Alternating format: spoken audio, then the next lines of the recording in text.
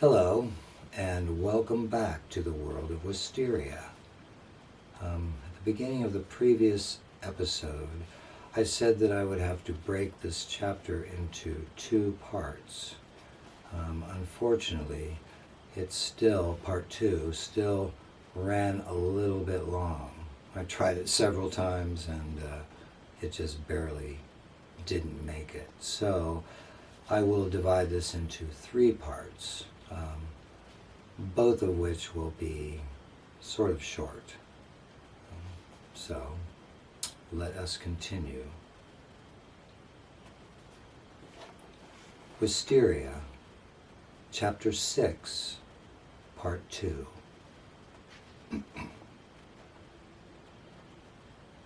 The next night, Will awoke in the street that stretched between the square and his garden. It was the first time he'd entered the world here. What is it that determines where I land, he wondered, for he never chose his place of entry, consciously at least, and the locations seemed to be random. Another question for Emily. He walked down to the garden where they'd arranged to meet today. Stepping through the open doorway, he saw she was already here, sitting on one of the stone benches near the railing. "Good morning," he said. Emily turned her head and smiled. "Good morning, Will." Today, she wore a sleeveless green blouse and a green skirt. Until now, he'd only seen her in jeans.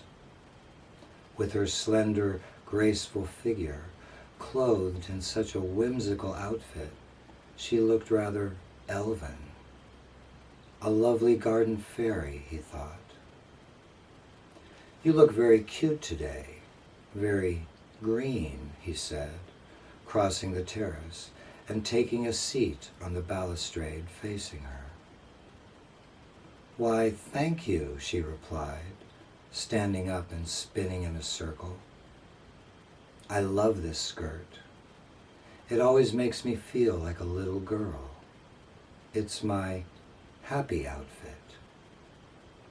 She spun around once more, her face beaming. She was adorable, and Will wanted to tell her so. But he held his tongue and simply smiled. Finishing her playful pirouettes, Emily sat back down on the bench. "So how are you today?" she asked him. "Good," he said, but full of questions. "I hope you don't mind." "Not at all," she answered. "What you told me last night is, I don't know." Will couldn't find the word. "Crazy?" Emily interjected. "Of course it's crazy," he said, laughing. "But it's more than that. It's world-shattering." "I know," she said. "It is amazing, isn't it? You and all of this belong to another universe." "I'm trying to come to terms with that, but it's tough," he told her. "This is all so new to me." "Just a week, right?" she asked. "Yes," he said. "My first dream began up there in the town, on a street close to the square. I couldn't believe what was happening, and I didn't know what to do. Then, some young blonde woman approached me and told me I should walk down the street, that I wanted to go that way. She didn't say why, but I followed her advice, and I found the town square and the fountain." "That's very interesting," she said. "Very unusual." "In what way?" he asked. "Well, for one thing," she replied, "most people have dreams for quite a while before they're able to create a stable world. I'm sure the fountain was the thing that did it for you. Helped you fix the world in place, that is. The other night, you called it my anchor, said Will. Yes, that's a good term for it. Something good and heavy, so to speak, that ties things down. It helps you solidify the world, she explained. It also tethers you to the world so that you can find your way back. It's usually something memorable. You must have given it a lot of attention in that first dream. Otherwise, the whole place probably would have faded, and you would have had to start all over again. It's remarkable that you are actually able to build a world so quickly. As far as I know, that doesn't happen. You obviously have some natural aptitude, or else you're just really lucky. Will laughed. Probably the latter. I doubt it, said Emily. It's got to be more than luck. She turned her head and looked out over the garden. If this was done in a week, I can't wait to see what it will look like a year from now. I have some new things planned, he told her, but I don't know whether I'm being too ambitious or too conservative. I really have no idea what's possible here. Just about anything you can imagine, Will. I wish you could see some of the worlds out there, she said with a wistful sigh. Can I visit other worlds? He asked. Can I travel the way you do? I can't be sure. Emily was silent for several seconds.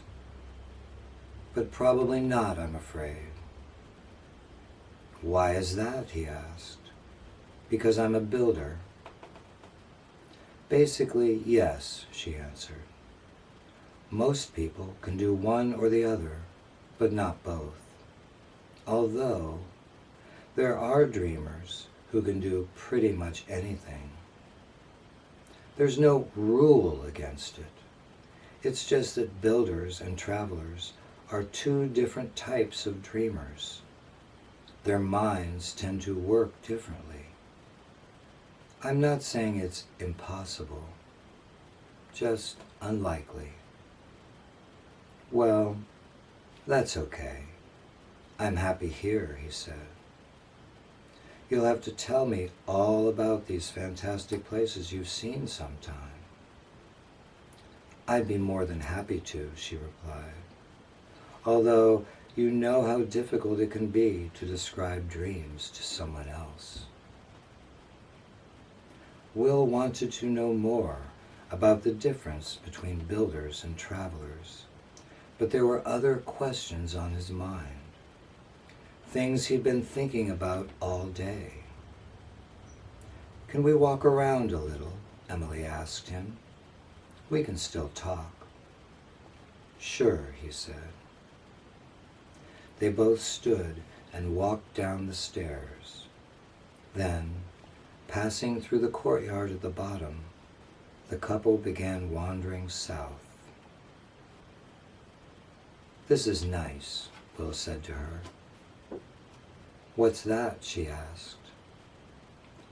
Just having company here. Having someone to talk to. Someone to enjoy things with, he explained. Everything here seems so real, including the people, that I usually forget I'm alone. Not that I feel lonely, he continued with a laugh, but sometimes I've wished I could share it with someone. Looking down at the path in front of her, Emily listened quietly as he spoke. When he finished, she took a few more steps, then stopped and faced him. her smile blossoming as she looked into his eyes. "This is nice, Will," she said sweetly. "I enjoy talking to you too." She was charming and beautiful. As he gazed at her lovely face, Will felt the urge to kiss her. But her presence here had become important to him, and he feared doing anything that might chase her away. Still, he couldn't help wondering if it would feel the same as Lily's kiss. Physically, that is. It would certainly feel different emotionally. Emily was real, not one of his lifelike creations. With an exchange of smiles, they resumed their stroll. "So, what were the burning questions you wanted to ask?" said Emily. "You said that this world of mine is a place," Will began, "that it doesn't exist in my head, and neither do you." "Correct.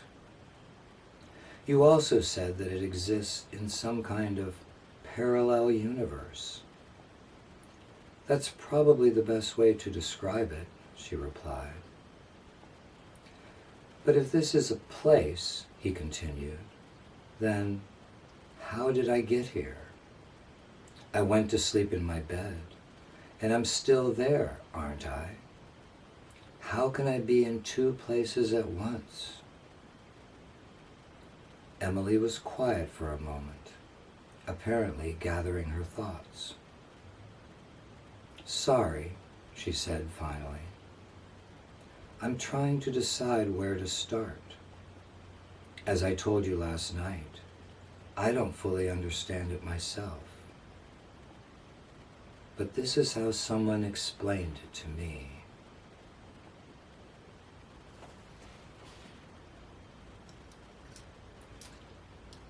And we will hear the explanation in part 3.